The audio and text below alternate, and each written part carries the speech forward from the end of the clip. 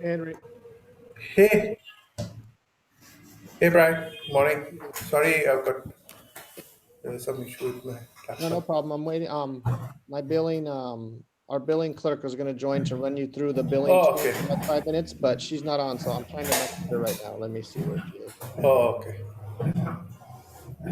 Give me one sec.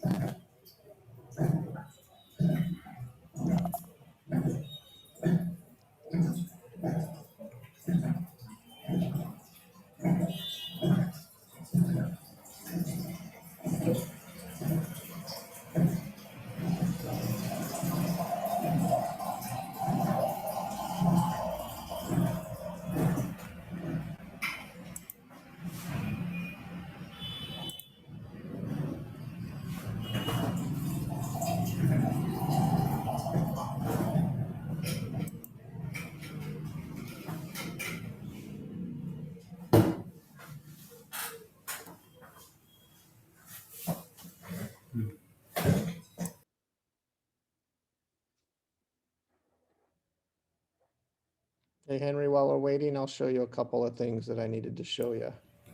Sure, sure.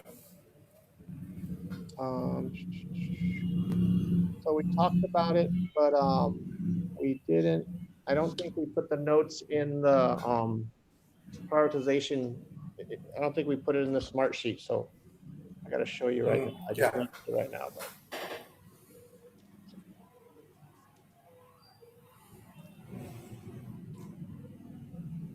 on the order form, when we do the new orders, um, Mm-hmm.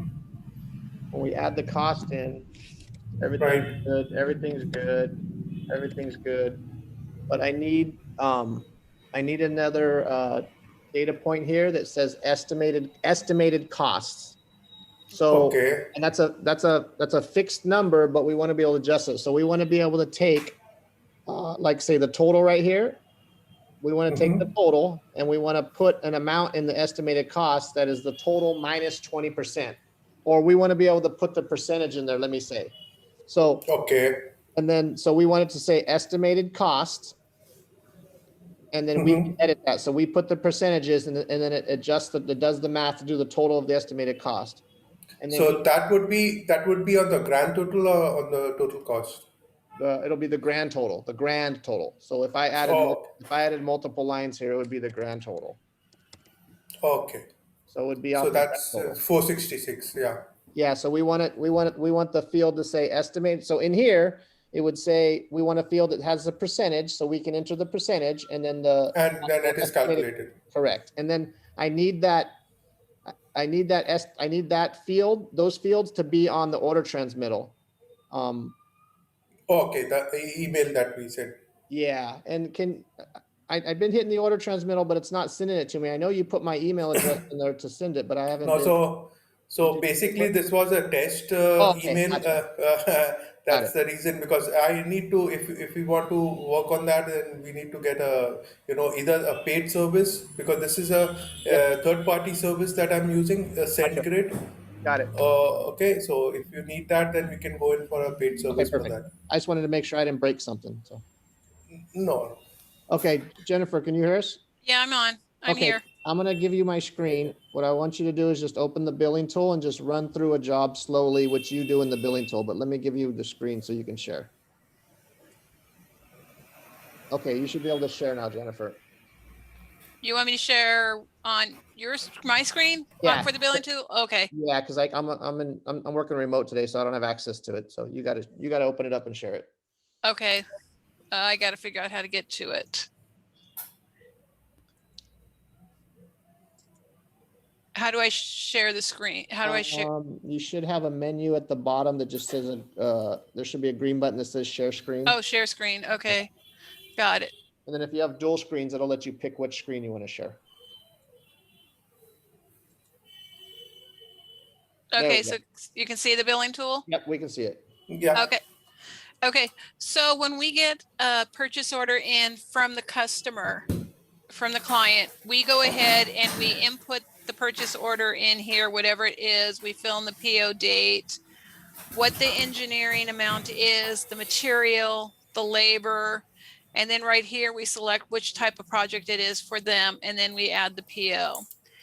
then let me delete one. Let me delete one of these ones. So then, oh shoot, I forgot which one I just deleted now. I It knew you were helped. gonna do that. It helped if I had written it down. Let me try 6105 and I'll figure out which one that one is. Okay. So then once we, oops, let me go into 6105. So when we put the job number in here, we go to the job number in here and then we enter the PO, all the information down here. And once we add the PO, it moves it down here. Now these totals add to this, our totals is right here. Pause for a second. Pause for a second. So Henry, where she's pointing right here on the right side, those are that's our data, our EF&I data that we were just showing you. When we do the order entry, Okay. we enter the dollar amount. So that's where that's coming from. That's already data that's on the job That's Right. their information is up here. up there. Anything up here with the VRF is what they show. Then when we get the POs down here, we put them down here and our totals are to match their totals. Okay. So then as we get the PO, so this could say, the total could say 0. And then as we get the POs and we add the POs, it'll add the totals to here. And we can have multiple POs for their same jobs, especially if, like on this one, there was an originally 6720 and then an additional amount here where they added. So we can have one PO for the 6720 and then an additional PO. So it has to have the capability of having additional POs. So Jennifer, when you enter that PO number where you are at the bottom right there, that's what populates it at the top right under the PO total. Yeah? Yes. Or it doesn't Yes. do that until you select it. No, it does it too. As soon as I add the PO, I click the add PO, this amount will update with what the new PO total is. Okay, so the first thing you have to do then is to get to the job number first. So on the top left where you put find, you have to put the job number in and then do add PO. Right, but Okay. we don't always have the job number. So up here, I can do where it says find, I can put in this number, the project number, I Right. can do a search on the PO number Okay, or a TEO number or any type of number that's up here or the job number, and it'll pull up what's on that job. but we have to open up that job first before you go to the add PO at the bottom, right? Because Yes. if you don't pull it up and you do add PO, it's not going to add it to that job, correct? Right, it'll say blank. It comes up with the unusual PO number that's already got the stuff into it. So Okay, yeah. so Henry, that blue box up there on the left, Right, that's where we right. would search for our jobs that are in the OMTS system. It would just bring up all that data that's there. So that would be our tab that we show all the jobs. So the one can select from there in our Correct. case, right? Correct. So what I understand here, Brian, is that the top column that the VRF total is coming from from our order table, right? Correct. Right. Mhm. And I think on the same line now the billing team enters the details over here, and those fields are then added over. Those totals are added over there below the VRF total. Correct. Yes. Correct? So it's the same process that what we are doing as the order, but here only thing is that they need to add the PO number and the amount, right? Correct. Right. That's it. And once they click the add PO, it gets added to the total of below this VRF column, the PO total, correct? Right. Correct. That's And- it, right? And then once so then it stays in there until we get the email from them saying you could bill for engineering material, you can bill for labor, whatever it is that's done. So once they say, okay, you can bill for this, sometimes they'll say engineering material. So then we can come over here and just click engineering and material. And then we hit this button, bill select. And then it'll move it down here into a field saying, okay, these ones are ready to be invoiced. And we usually invoice it near the end of the date. So it kind of goes like into a holding field for them. If we can bill it all, we can select all to bill all. And then it'll get moved down here. So what it does, Henry, is it puts it down there in that queue right there, and then they take that at the end of the day or at the end of the week, and they go ahead and do the billing of all those inside the AT&T system where we have to bill it because we don't actually have connection to that. So this, when they populate it above, it puts it in the queue that says it's ready for billing, and these are all the ones that are ready for billing, and they select them as they go and they do the billing. So it's building, it's really building a task list. Actually, it's building a list of jobs we need to bill. Right. Yep. So say right now it's like the end of the day or getting near the end of the day. I'm not getting any more emails to do it. So now to bill all these ones, all I do is I hit this button. Okay, I have to unselect this one because it won't let me do it. We select all of these to be invoiced, and then there's an invoice button right here. And all we do is we click invoice. Now it clears the queue. And so all of them have been given invoice numbers. And then we go down here and it's got today's date. And then I hit submit and everything's down here and it now has an invoice number. So now I can now bill it to AT&T. And that invoice number, Jennifer, is just a running total. So like when we rolled over to the new one, we'd have to find out which is the last invoice number and populate that as the starting point for invoice numbers, correct? Yes, correct. Just like our job number thing, Henry. It'll assign that invoice number. Yeah. It's auto-generated, right? Yep. And then also on here, there is a report where I can choose it to go into an Excel report, or I can actually get hard copies of the invoices to be done as well. What is that invoice? So that's the PDF? Is it Yeah, a this PDF? is a PDF of each individual invoice. Can you show us one of those? Yeah, let me see if it'll let. Oops.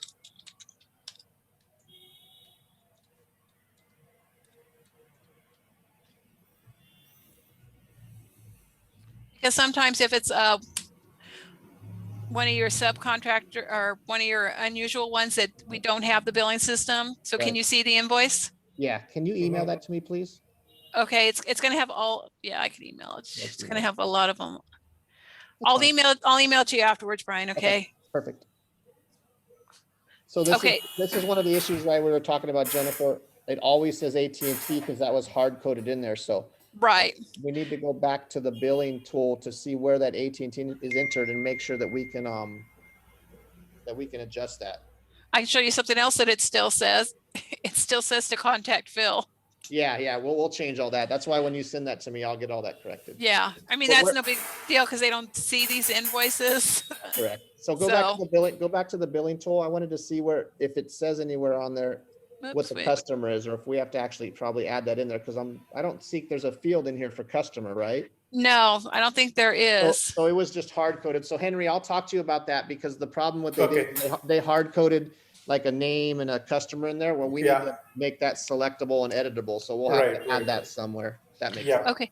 And then there's also a button over, there's the buttons over here where if we have to credit like a portion of it, I'm not going to do it, but I'll just show you. It's like it pops up like this and it'll say the PO does not match or the invoice does not match or something. We need to do an adjustment. Then it gives us the opportunity to do a partial credit off of it here. And we can put the amount in there and then it'll create a credit memo. So the credit memo will have the same number, invoice number, or a different invoice number? No, it puts a -1 at the end. Okay. So it'll say, so say it was this one. So say 110,988 and it'll be -1.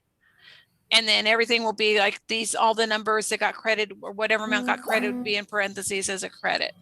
So when you enter the amount there, when you click on the credit, those when on the pop-up, those three fields come in. I mean, should that be matching with some value with the invoice already invoiced, or no? Is there any condition or any amount can be entered? Any amount can be entered. We can enter out in one amount. I want to see if I could find. Okay. Let me see. I want to see if I could find. Oops. Let's try. I just want to see if there's a credit memo. I don't know when the last time was I did a credit memo. I was trying to think of a job number where we did one, but I can't even think of one. I can't think of one either. So then up here, I can run the report by date. I can run, choose to run the report. I can't even talk. Run the report by date. Or if I wanted to see a job number, it would give me the option just to see what invoices were run off of that one. So if there's like multiple ones, I have that option. Or even if it's the project number, I can even put in the project number, or I can do it up by a PO number, search by that. So And the edit will edit the existing amount, right? The edit, The edit, yeah. that would be if I need to make an adjust. It's almost the same thing. If it's just if Same, I need to yeah, the adjust, existing amount, yeah. Okay. yes, if I need to adjust the amounts. And the cancel is what? To cancel the invoice? Well, not necessarily the whole invoice. If it's a partial one, like say, this 406.40, say it should have been 400. I can just put $6.40 here and it'll credit off the $6.40 and then adjust it to be what the amount should have been. But what about the cancel? Okay, that's, Yeah, I'm, Yeah, okay. close that right there. Close that window. Yeah, the cancel over here on the far right, cancel. Does that cancel that invoice? Yeah, that'll cancel the invoice and it'll move it back up into here up to the POs. Oh, okay. So say it got invoiced in error, all we have to do is hit cancel and it'll just clear out the invoice without doing it. It's usually only, I very rarely use that, I would Gotcha. say. It's only if by chance something accidentally gets invoiced that shouldn't have been invoiced, then I just hit cancel. Okay. So it's just moving back to the PO section rather than doing any process, right? Correct. The cancel just moves back to the PO section, Yes, right? yeah, it'll just move it back up up here underneath the PO. Yeah. And then Jennifer, in the top, the import POs, you said you're not using that, right? No, I was never taught how to do importing of POs. And I don't know how that does it either. So we're not even going to add that in there. So It's just as easy to go through one by one to make sure it's correct. And I kind of like doing it one by one because then you know what's correct where you're doing it on the correct one. Whereas on the import,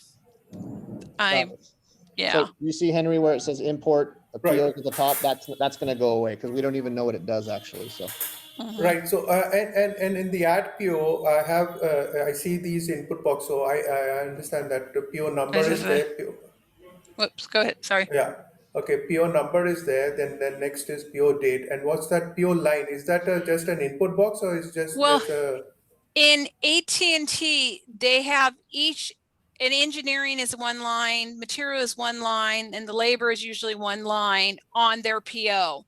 So I think it had to do with the import field. So I don't think we actually need that okay. because as I said, I think it had to do because I know with the AT&T site, you could import, but I've never done that before and I don't know how to do that. And I don't want to try to mess things up that way. Okay. So do you need that or we need to exclude that input box? I don't think we need that line. yeah, the PO line. Yeah, I do, but I do know, one problem, I just thought of something. Sometimes on an existing PO, when they add additional amounts, they will use the same PO, but they will add a line 4 and it'll say engineering, or they'll add a line 5 for like the material. They'll add, so instead, so you may have line. Should we leave that in there and it's just an editable box where you can Yeah. add if you need to? Yeah, I would say yes. Let's add it in. Let's leave it there. Okay. And what's that? The above next to the job number, that billing, that input box of billing contact and invoice notes. Yeah, Use them? that whole box there. What We've is that? never done anything with that. It's always been blank. I've never had to do anything there. I wonder if that's where that AT&T comes from. If you go to billing contact, what's on the, oh, there's nothing in there. Yeah, there's nothing in there. I do know that it would be nice if we could edit this Mhm. because usually enable to change a job to close, we have to go over into your billing log and we have to change it in there because whatever is in the billing log updates this as well. Okay, I'm gonna get with you and I'm gonna have you explain that to me because I think that's built into the other tabs on our on the new system. Me and Neil, Okay. me and Neil are gonna control that. So let me I'll get with you, Jennifer, and we'll talk Okay. about that column right there. Okay, and then there was also this update thing, which also which is like a notes thing, which was also on the billing tool. You want to talk about that later too, Brian? Yeah, because that's all, those are all fields, Henry, those are all fields that we already have in the OMTS, so I'll just let you know Oh, what okay. those are tied to, Okay. okay? Okay. Yeah. Okay. And then, what I'm thinking is where it says billing contact, I'm Mhm. thinking that that's where we put the customer, like Henry, we can put our customer in there. If it's not AT&T, we can put whoever we want, and that's where it'll auto populate on that invoice, the Right. customer Right. name Right. and all that. So I'm thinking we use Right. that section for that. Yeah, we can do that. Yeah. Yeah. And yeah, we can either, you know, save it in the back end of contacts or be able to add new contacts, you know, just name, business, customer, the customer name, the person to contact, the email and the phone number, and we just have it all populate on Right. there. Yeah, makes sense. Yeah. And then Jennifer, Okay. do we put does that terms net 60, does that print on anything, or? I think I've ne- we should leave that in there, Henry, and I'll give you the drop down of what it should be. There should be some drop downs in there. Yeah, I've never had, I mean, we don't ever use that because the AT&T billing, we Correct. do directly into their system, so they never get a copy of an invoice. So that would only be for a copy of, Non-AT&T. if we have to send out email one to a vendor. Correct. So we'll do that too, Henry. I'll give you Right. terms on that. I'll give you the drop down for the terms. And we'll leave that in there too. Right. No. And coming back to this, the first block where next to the PO find, there's a checkbox for flag, and there is also a note text box. What are they for? I mean, are they used anywhere What's the later flag on? for, Jennifer? What's I've never had to do the flag, so I don't know what that means, what it's okay, so for. remove that. Yeah, remove that. And the notes, I've never had to do any notes, so I don't know what I'll check that, Henry. I think that note is actually the same as where the update box is, but I'll check that for you, Henry. That's already data that we have in the system, so I'll check it. Okay.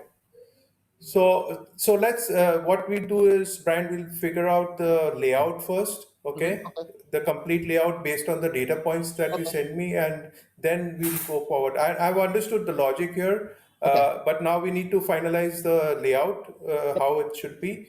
Yep. Based on that, then we can move forward. And what I'll do is I'll send you this video later today once it Yeah, downloads. that I'll would be send it great. to you That so you would be can see great. that. Awesome. And then, yeah, and then tomorrow, first thing, what I'll do is I'll do a screenshot of this and I'll map you the data to where it is in the OMTS. That would be great. That would be great. All right. Thanks, Jennifer. Okay. Henry, Okay. stay on. I'm gonna Jennifer drop off Henry. Stay on. I got some things to go over. with you. Okay. Yeah, Thanks, yeah, Jennifer. sure. Appreciate it. All right. Thanks, Jennifer. Bye. Bye. Hey, Henry, let me show you. I think I had one more thing to show you, but maybe not. Let's see.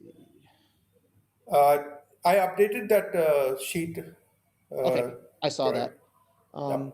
Okay, so hold on, let me clear this off. Okay, so you understood what I was saying on the Yeah, order, yeah. I'll add that. and I'll add that note to the smart sheet. So I think we corrected all these. I'll go through today and clear all Yeah, these. please go through and update accordingly, so I'll get the updated. Yep, I think we got them all. I think there was one. The forms tool wasn't working earlier, but it's working now. It's good. It's good. I couldn't click on anything earlier, so it's working now. Oh, you know, the other one we talked about is remember we talked about not having to go to the form to preview it. We were going to put a preview. Yeah, I didn't do that. I was just wanting to know. Actually, I didn't. So I'll do that. I didn't do that. Okay. I mean, I'll add that. I don't know if I added that to the Completely notes either, but I'll add that to here too. And then that's good. So if we could just work on the billing thing, I'll send you that video today once it downloads. Yeah. I'll do the mapping. So I know John's actually writing specs right now in it. okay. We have one of our spec writers that lost access to our old system, and so he's actually using the new one. So John's doing a lot of testing right now on the spec. Well, that would be great, because that's most important part of the whole process is to do the extensive testing on the the spec tool. Yeah. And also this form tool, if we can close that with all the data points that are reflecting on the PDF as well. Yeah, I will. Yeah, please. I will verify all So that. let's close this so we can, that means the whole process will be completed, and billing is a separate module. So. Perfect. Yeah, I'm going to run through them tomorrow again and just go through them really, really in detail tomorrow and make sure Right, I did everything and then close it out. Right, sir. All righty, sir. Okay, I thank know you, John, sir. there's John, are you on, John? I don't think John's on. No, he's doing payroll, so. Nope, I don't got anything else. Neil, you got anything to add? Hey, Neil is there. Hi, Neil. Yeah, Neil joined us. Hello, Henry. I do Hi, not. how are you? Okay, perfect. Okay. All right, And Henry. okay. I'll get you a bunch of stuff and then I'll probably get with you on, I might shoot you a message tomorrow to jump on with me tomorrow to fix some No things. problem. No problem. Just shoot me. All right. Thank you, sir. Right, sir. Right. Thanks, Neil.